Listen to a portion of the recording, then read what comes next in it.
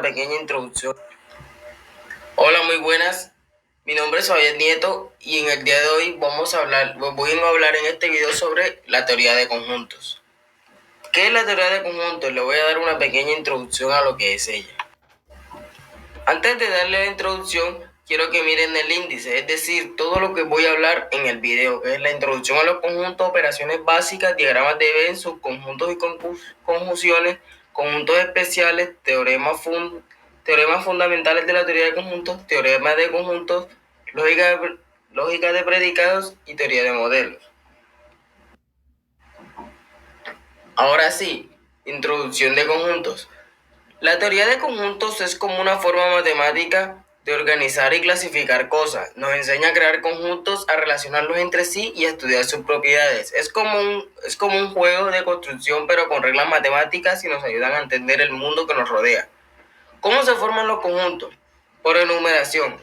Se escriben los elementos de los conjuntos entre llaves, separados por coma. Un ejemplo sería 1, 3, 5, 7, 9. Entre llaves y separado por comas es un conjunto de números impares menores que 10. Ese sería un ejemplo. Por propiedad descriptiva, se escribe una característica que comparten los elementos del conjunto. Ejemplo, X es un número par entre 20 y 30. Es el conjunto de los números pares entre 20 y 30. Ese sería un ejemplo. ¿Qué podemos hacer con los conjuntos? Podemos unir conjuntos. Combinamos dos o más conjuntos para formar uno nuevo, que contienen todos los elementos de los conjuntos originales. Un ejemplo sería A, unión de B, donde A sea 1, 2 y 3 y B sería 4, 5 y 6. ¿Cuál sería la unión de todos? Sería A unión de B, 1, 2, 3, 4, 5 y 6, porque es la unión tanto del grupo A como del grupo B. En la intersección tomamos de nuevo un grupo A y un grupo B. En el grupo A ponemos los números 1 y 2 y 3, 1, 2, 3. Y en el grupo B ponemos 2, 4, 5. ¿Cuál sería la intersección entre el grupo A y el grupo B? El número 2, que está tanto en el grupo A como en el grupo B.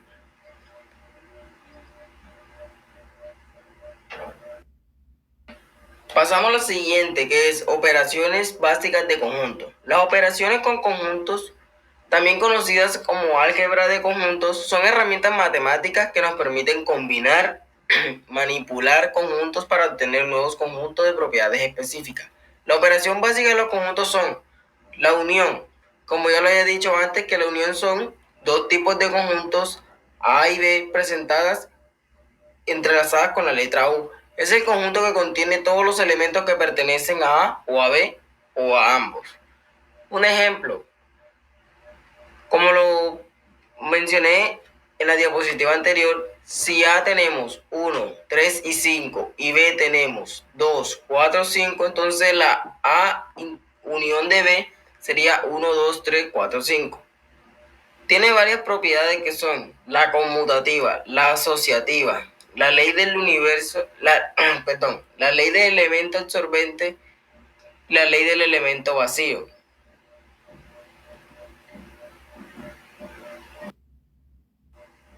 Pasamos a la siguiente, los diagramas de Venn. Los diagramas de Venn son herramientas visuales, es decir, que nosotros vemos que se utilizan para presentar conjuntos y operaciones entre ellos. Se componen de círculos u otras figuras, pero mayormente siempre los círculos, que presentan un conjunto. Las áreas dentro de los diagramas tienen un significado específico en la relación, la pertenencia o no de los elementos todos involucrados. Los diagramas de Venn nos ayudan para poner en práctica lo que habíamos hablado antes sobre la unión y la intersección. Como podemos ver en la imagen, hay dos círculos, uno que dice cuadrados y uno que dice elementos verdes. En toda la mitad vemos que hay dos cuadrados, también son verdes. Ese sería la unión. Eso es unión porque hace parte tanto de los elementos verdes como de los elementos cuadrados.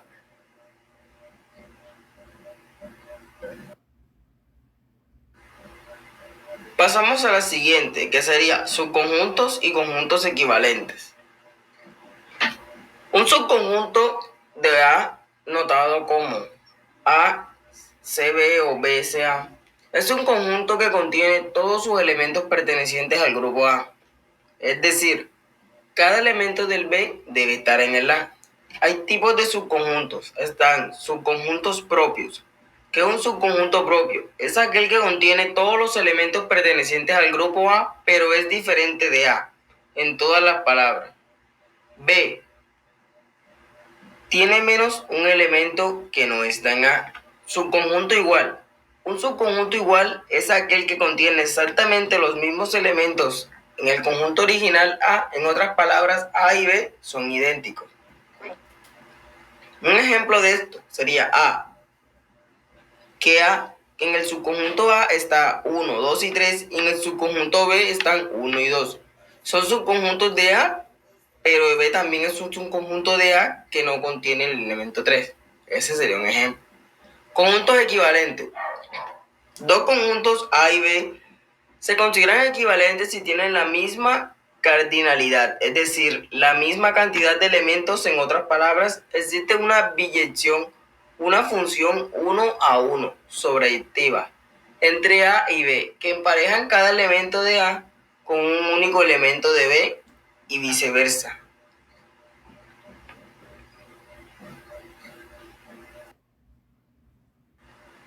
Seguimos con los conjuntos especiales. En estos conjuntos especiales tenemos un ejemplo que, como está en la imagen, sería el conjunto vacío. El conjunto vacío, representado con el símbolo como un 0 o una O con una raya, es el conjunto que no tiene ningún elemento, es decir, como su nombre lo indica, vacío. Es como una caja sin nada dentro. Se considera el conjunto más pequeño de todos los conjuntos. Las propiedades del conjunto vacío serían 0, como no tiene nada. También tiene conjunto universal. El conjunto universal, representado con la letra U, es el conjunto que contiene todos los elementos que están considerados en el contexto específico. Es como un conjunto gigante que abarca todos los demás conjuntos que está estudiando.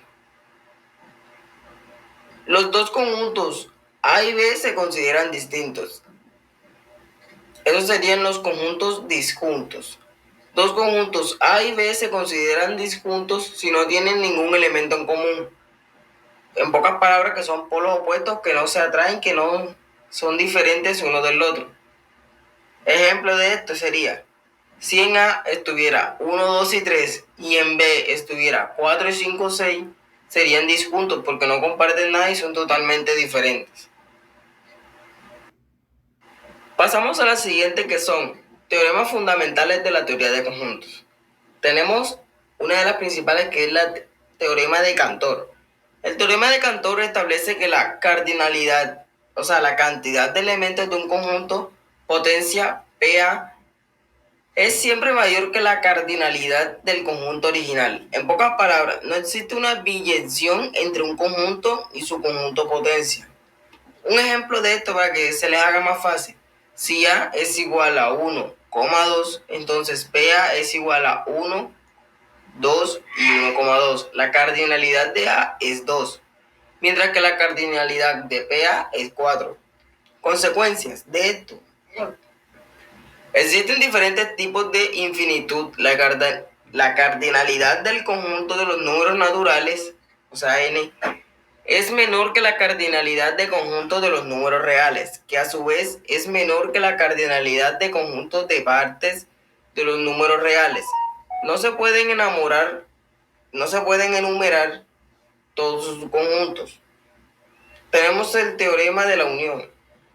El teorema de la unión establece que la cardinalidad de la unión de dos conjuntos finitos es igual a la suma de su cardinalidad, es decir, la cardinalidad de su interción sería, un ejemplo de esto, si A es igual a 1, 2 y 3 y B 2, 3 y 4, entonces A unión de B sería 3 más 3 menos 2, 4. Pasamos al teorema de la intersección. El teorema de la intersección establece que la cardinalidad de la intersección de dos conjuntos finitos es igual a la cardinalidad de los elementos comunes a ambos conjuntos. Una fórmula de esto sería A intersección de B es igual a A más B menos A intersección de B. Ejemplo de esto.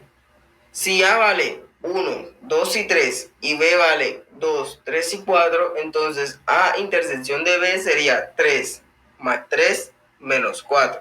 Sería 2. El teorema de conjunto de potencia. El teorema de conjunto de potencia establece que la cardinalidad del conjunto potencia de un conjunto A es igual a 2 elevado a la cardinalidad de A. Ejemplo, si A vale 1,2, entonces será igual a 2 por 2, o sea 4, porque la fórmula lo dice P igual a 2 por 2, 4. Vamos a la siguiente, que es la lógica proporcional. La relación entre teoría de conjuntos y la lógica proporcionalizar. La teoría de conjuntos y la lógica proporcional son dos ramas fundamentales de las matemáticas que se encuentran estrechamente relacionadas ambas. Se ocupan de estructura y análisis de información, pero no lo hacen desde diferentes perspectivas. La relación conceptual es la teoría de conjuntos se centra en la clasificación y organización de elementos en conjuntos definiendo relaciones entre ellos y estudiando sus propiedades. Lógica proporcional se centra en la evaluación de la verdad o falsedades de enunciados, proposiciones, y en la construcción de argumentos lógicos a partir de ellos. A pesar de sus diferencias, existe una profunda conexión entre ambas disciplinas.